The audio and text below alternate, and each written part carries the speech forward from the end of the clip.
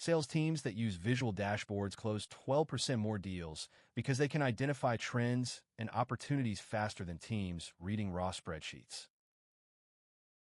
We start with raw order data and build a proper data model, a fact table for transactions and dimension tables for products, regions, and time. This structure makes every chart formula simple. Revenue, units sold, average order value, and growth rate are displayed as large KPI numbers with trend spark lines. Conditional formatting adds green/red arrows showing month-over-month direction. Slicers for year, quarter, region, and product category filter all charts simultaneously. A detailed table at the bottom shows the underlying transactions for whatever is currently selected. I build the complete dashboard from a 10,000-row sales dataset.